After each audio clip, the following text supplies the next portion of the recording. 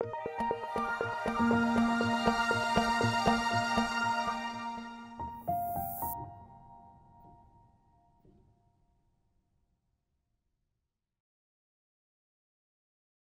खूप घाणेरड्या पद्धतीने ट्रोल झालो मी किंवा हा बायल्या आहे, हा रडतो खूप आणि हा रड्या आहे, रडूबाई आहे, काकूबाई आहे, मावशी आहे, छक्का आहे, जे काय असेल ते. मला विक्रम गोखले व्हायचं होतं आणि त्याचसाठी या क्षेत्रात मी आलो होतो.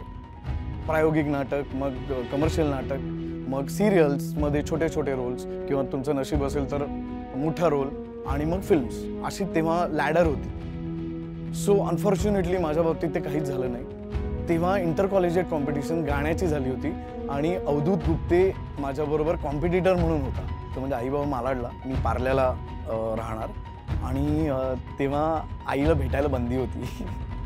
आता मी वाटत नाही, पण मी 50 वर्षांचा आहे. त्यांनी सांगितलं की नाही, अभिजित इज नॉट प्रोफेशनल. सेटवर आल्यानंतर टाइमपास करतो, डायलॉग्स पाठ करत नाही आणि वागणं बोलणं बरोबर नाही त्याचं.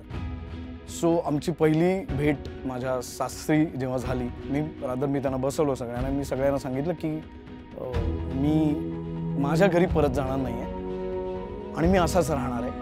मग मी किशोरीताईंना बऱ्याचदा विचारायचो की आता इतकी वर्षांची मुलं झाली आहेत, तर त्यांचा दात पडला असेल का हो?